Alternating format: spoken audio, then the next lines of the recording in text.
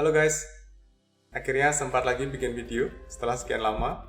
Jadi kali ini sesuai request di komen video deep learning sebelumnya ya, saya akan menjelaskan tentang bagaimana memanfaatkan deep transfer learning untuk klasifikasi gambar, tapi kelasnya custom, nggak kayak yang sebelumnya. Kalau sebelumnya kan kelas-kelasnya kita pakai yang sudah ada di datasetnya ImageNet ya, yang ada 1000 itu. Jadi kalau anjingnya banyak gitu, ada Shiba Inu, ada Chihuahua gitu, ada Golden Retriever, macam-macam. Nah, kali ini saya akan memakai deep transfer learning untuk klasifikasi gambar, tapi masalahnya custom. Nah, dataset yang akan saya pakai, saya ambil dari Kaggle ya. Ini adalah dataset klasifikasi bunga. Bunga-bunganya nanti ada bunga matahari, ada mawar, ada tulip, ada dandelion, dan ada daisy. Nah, kelima bunga itu kalau nggak salah cuma ada mawar saja di dataset ImageNet Challenge. Nah, pada video ini kita akan pakai deep transfer learning ya. Jadi artinya kita akan memanfaatkan pre-trained network yang sudah disediakan oleh Keras ya. Nanti ada beberapa bisa kita pilih gitu ya. Kita mau yang kompleks atau kita mau yang ringan, itu bisa kita pilih nanti. Nah, saya nanti akan pilihkan salah satu gitu ya. Jadi kita akan pakai pre-trained network dari Keras, kita akan train dengan fine tune ya. Kita akan training dengan fine tune untuk menyelesaikan masalah klasifikasi bunga. Oke, mari kita mulai. Jadi untuk menyelesaikan masalah ini, saya akan tetap pakai Google Colab ya. Jadi saya kepengen semua bisa langsung coba, nggak perlu install berbagai dependensinya TensorFlow, Keras, dan macam-macamnya termasuk OpenCV gitu ya. Jadi saya tetap akan pakai Google Colab. Jadi masalah ini sudah saya angkat jadi salah satu soal UTS di mata kuliah Advanced Machine Learning semester ini gitu ya. Nah, jadi sekalian saya bahas gitu ya. Nah, dataset bunganya sebenarnya ada di Kaggle. Cuman kalau di Kaggle kan kita kalau mau download ke ini ya, ke Google Colab, kita perlu kredensial. Jadi nanti harus masukin token ya, tokennya JWT gitu ya. Nanti cukup ribet, dan karena supaya kita bisa langsung coba, saya langsung taruh di GitLab aja. GitLab-nya saya setting public, jadi bisa langsung di-clone gitu. Nah, saya akan jelasin triknya step by step ya. Ini collab-nya baru saja saya run, karena kalau kita nunggu nge-run-nya itu nanti cukup lama. Contohnya nge-clone ini bisa ya hampir 1 menit ya, karena ini datasetnya cukup banyak, ada berapa ribuan bunganya. Oke, jadi dataset bunga yang dari Kaggle itu sudah saya modify sehingga bentuknya jadi pickle. Nah, kalau pickle nanti sudah jadi satu file gini. Apa sih bedanya kok filenya banyak dengan dikit? Kalau filenya dikit, nge-clone-nya lebih cepat gitu ya. Jadi tujuan saya cuma mempercepat para mahasiswa yang ngerjain soal UTS ini gitu ya. Jadi sudah saya picklekan. Nah, tapi ini juga bisa jadi praktek yang cukup efisien ya buat kalian yang sedang coba training deep learning, karena dengan kita pakai pickle, otomatis semuanya kan jadi jauh lebih singkat gitu ya. Supaya kalau kita retrain ulang, kita run ulang itu jauh lebih cepat daripada kita ngeload file kecil-kecil banyak. Oke, jadi nanti kita akan jelas butuh NumPy, pickle, glob ini untuk menelusuri gambar, tapi kalau sudah ditelusurin jadi pickle mestinya nggak butuh ya. Matplotlib untuk nampilin, CV2 kita butuh OpenCV ya, Pandas. Terus, nah ini nge-clone-nya cuman gini doang.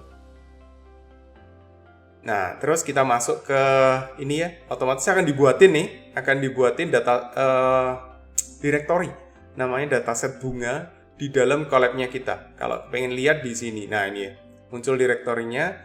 Nanti di dalamnya kita punya ini, dataset bunga.p. Nah, ini isinya di sana. CSV-nya itu isinya cuman nomor 0 itu bunga apa gitu, 2 itu bunga apa gitu. Ini bisa dibuka sih. Nah ini 0 daisy, 1 dandelion, 2 rose, 3 sunflower, 4 tulip. Oke. Nah, setelah kita load datanya, kita pakai pickle ya. Pickle.load F ini. Jadi kita buka terus kita load. Nah, sekarang kita bisa cetak shape-nya. Jadi enaknya shape-nya itu langsung sudah begini. Jadi kalau kita panggil ini ya, data yang ke IMG data, sengaja saya kasih nama IMG data, satunya label data. IMG data itu array of gambarnya, sedangkan label data itu array of targetnya.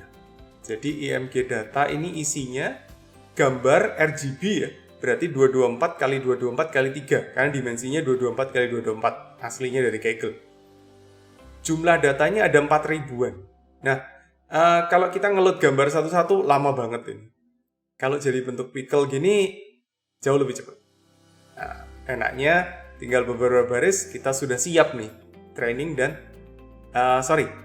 X dan Y-nya ya. Jadi input dan targetnya.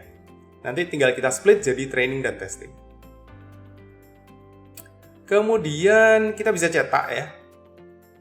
Ini contohnya 3157. 3157 itu data yang ke sekian ya dari 4000-an ini. Itu gambarnya ini, bunga matahari yang tampak dari jauh. Ini kalau kita ganti 51 contohnya ya. Ini kita akan dapat bunga matahari yang close up begini gitu ya. Jadi bunga mataharinya cukup varian.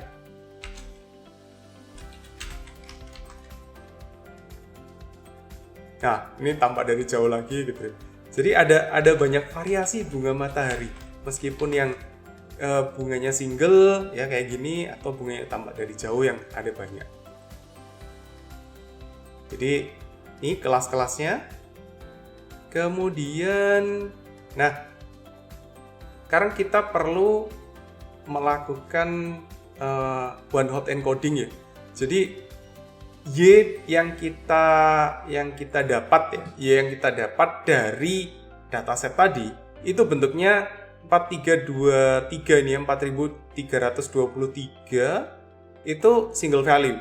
Nah, kita butuh dia jadi one hot encoding. Nah, nanti kita jadiin begini. Y-nya kita pakaikan pandas.getDummies ya. Sebenarnya one hot encoding ada banyak banget gitu ya triknya, tapi saya pakai yang punya pandas aja yang paling simple. Terus kita kalau cetak ya, shape-nya jadinya sekarang 4323 kali 5. Nah, nanti 5 ini akan jadi neuron untuk outputnya kita. Gitu ya. Nah, kalau kita print sampelnya nanti bentuknya jadi kayak gini. Jadi yang 2 tadi itu 2 rows ya. 2 rows, maka ya, ini 1854. Ini yang nyala cuman indeks kedua. Indeks 0, 1, 3, 4-nya mati. Itu tandanya dia bunga mawar ya, rows. Langkah berikutnya adalah dengan scikit-learn kita akan membagi training dan testing setnya. Jadi tadi kita sudah dapat X dan Y-nya. Jadi input gambar dan targetnya sudah kita siapin ya dari pickle tadi. Kemudian sekarang kita butuh split XY ini jadi X-train X-test, Y-train Y-test. Rasio yang saya pakai adalah 80-20 ya, 80 training, 20 testing. Random state supaya saya bisa recreate kalau nanti kita dapat akurasi yang baik gitu ya. Kita bisa recreate trainingnya pakai bagian ini, testingnya bagian itu. Oke, jadi nanti kalau dilihat shape-nya masing-masing ya, itu kita akan dapatnya ini 3.400-an ini untuk trainingnya, 800-an untuk testingnya. Atau di sini saya kasih nama validation karena nanti akan dites langsung selama dia training. Nah, nanti testing sebenarnya akan kita pakai gambar yang ada dari internet. Oke, setelah kita split, kita siap untuk training ya. Nah, karena kita pakai transfer learning, kita butuh cari model yang mau kita pakai ya dari Keras application. kalau kita buka Keras application ya, keras.io/api/application ya, kita akan bisa lihat bahwa Keras sudah menyediakan puluhan pilihan pre-trained network ya, yang sudah ditrain dengan dataset yang gede-gede. Nah, ini yang baru-baru yang bawah ya. Jadi kalau sebelumnya favorit saya itu EfficientNet B7 dan B6 ini ya, B7 dan B6. Tapi yang EfficientNet yang lebih baru ya, ini B2, ada yang medium, ada yang large. Ini dua-duanya bagus. Jadi kalau kita lihat performance-nya naik sedikit jika dibandingkan B6 dan B7 sebelumnya. Ya. Jadi makanya saya lebih suka pakai yang EfficientNet V2 yang M, karena ini gapnya juga nggak terlalu jauh tapi ukurannya double. Nah, maka nanti kita akan pilih EfficientNet V2 yang medium. Jadi banyak banget pilihannya. Nanti kalian kalau mau coba bisa pilih yang lain gitu ya. Kalau contoh butuh yang kecil, Anda bisa cari yang size-nya nggak terlalu gede. Kalau size-nya gede, berarti execution-nya berat juga gitu. Jadi contoh Anda mau pakai ini, NASNet Mobile, cuma 5 MB. Bandingin dengan EfficientNet V2M yang 54 MB model yang sudah di training. Jadi gap-nya cukup jauh.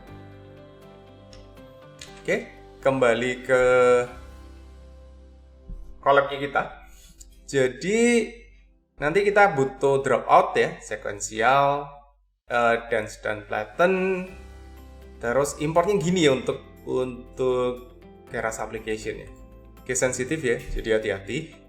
Keras application.efficientnet_v2p-nya kecil gitu. Sedangkan nanti yang kita import itu besar kecil gini. Ini cukup ribet ya memang ya, makanya kita harus baca lagi documentation-nya. Jadi nanti kita ngeloadnya itu begini. Base modelnya adalah EfficientNet V2M. Include topnya kita false kan, maka nanti bagian akhirnya akan dibuang sama dia. Bagian akhir itu yang bagian classification yang jadi 1000 kelas itu akan dipenggal. Nah, kita pilih yang weights-nya di-train dengan ImageNet. Input shape-nya kita samain. Jadi 224, 224, 3 sesuai dengan datasetnya kita tadi. Terus kalau kita panggil summary-nya, itu kita akan dapat ini ya, model seperti ini. Jadi kalau Anda lihat EfficientNet V2M itu gede banget kayak gini. Ini kalau kita scroll nggak selesai. Jadi ya memang ini conv, batch normalization gitu ya, itu ditumpuk banyak banget. Oke, jadi nanti kalau paling bawah Anda bisa lihat ya, gede banget, makanya tadi weight-nya sampai 50 megaan. Oke, saya langsung tarik aja ke paling bawah. Anda bisa lihat sekarang ya, terakhirnya bukan lagi 1000 kelas seperti yang kalau kita cuman import itu ya, EfficientNet-nya saja. Karena tadi topnya sudah kita false kan. Jadi paling belakangnya sebelum jadi kelas itu masih 771280. Nah, berikutnya kita butuh menambahkan layer karangan kita sendiri. Nah, layer karangan saya di sini triknya gini ya. Jadi kita base modelnya kita sambungin dengan layer-layer yang kita butuhkan sendiri. Jadi saya untuk training klasifikasi bunga ini, neural network-nya dari ini ya, conv yang bentuknya 771280, saya flatten, saya connect-kan ke sebuah dense 200 pakai activation ReLU ya, saya kasih nama FC1 ya. Batch normalization dropout, dance lagi 100, saya kasih dropout lagi, saya kasih dance lagi, saya kasih prediction 5. Activation yang terakhir softmax karena one hot encoding ya. Kalau Anda pakai multi-class prediction, nggak boleh pakai softmax ya, itu betul diingat-ingat. Jadi terakhirnya namanya pred atau prediction.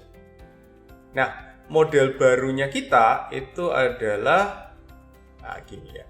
Jadi yang model base input tadi disambung sampai jadi outputnya prediction.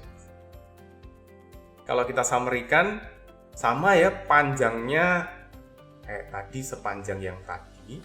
Cuman sekarang paling bawah, nah ini nyekrolnya aja nggak selesai-selesai. Oke, paling bawah. Nah, bisa Anda amati bahwa tadi saya flatten, kemudian saya kasih dance drop out ya, sampai jadi 5 di ujung jumlah kelas bunganya.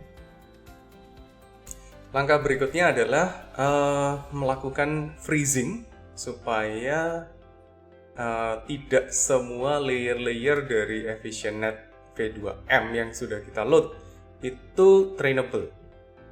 Tujuannya ada beberapa sih. Jadi yang pertama, supaya training kita nggak terlalu lama ya. Jadi kalau kita open semua terus kita train lagi, nanti semua weight bisa berubah. Maka trainingnya jelas otomatis akan jauh lebih lama. Kedua, kita nggak punya data cukup banyak untuk memodify low level feature. Low level feature yang berhasil diekstraksi oleh ConvNet awal-awal dari EfficientNet itu tidak akan kita utak-atik.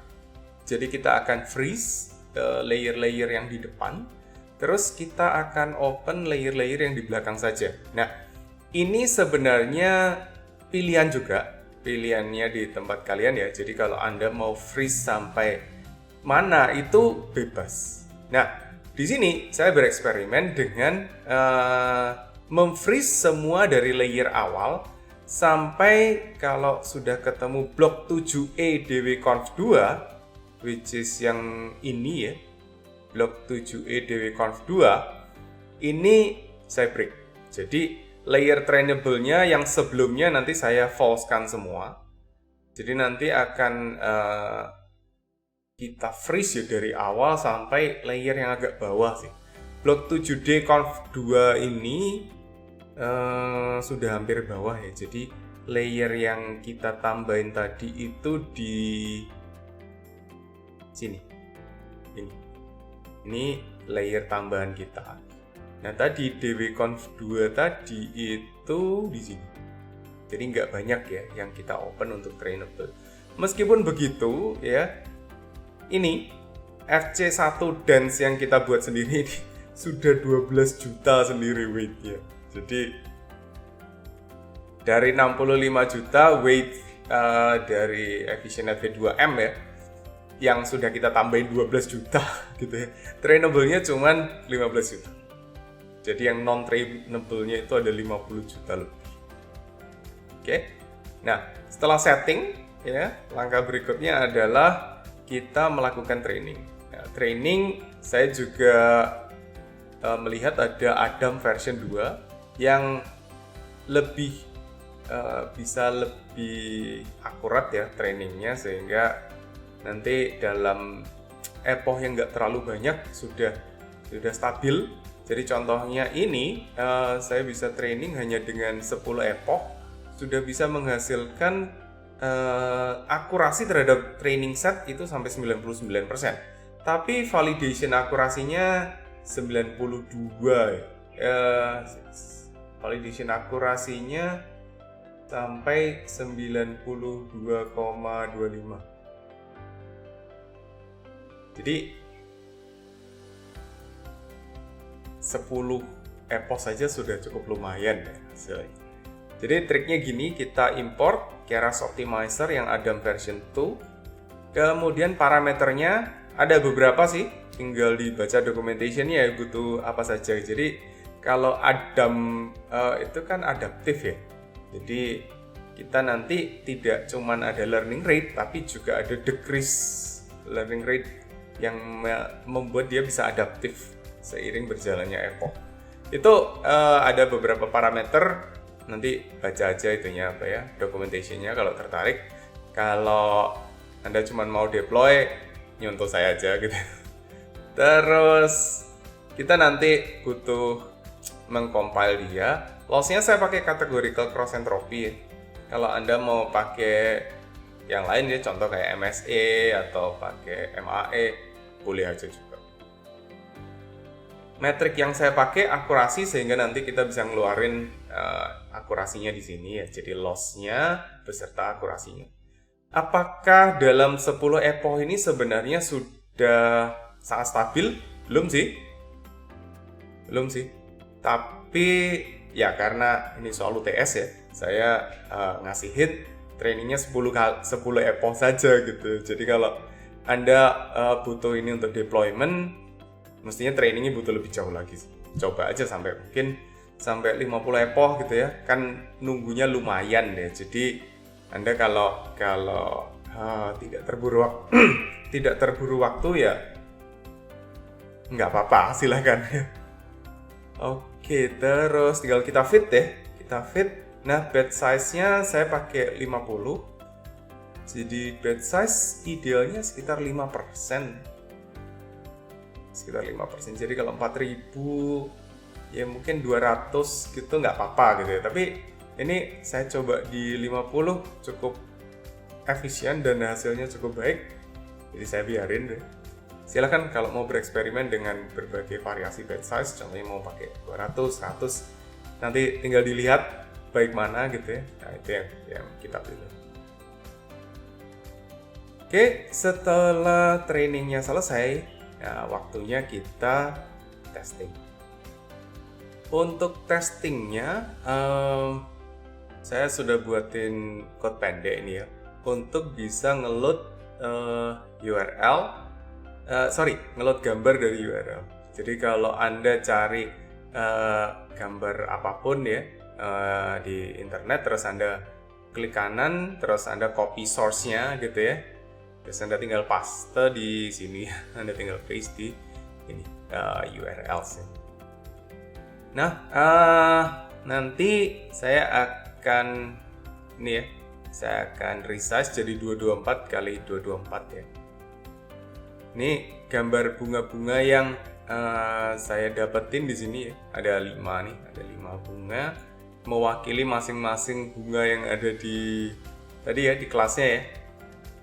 Jadi ada daisy, rose, sunflower, tulip, dan dandelion.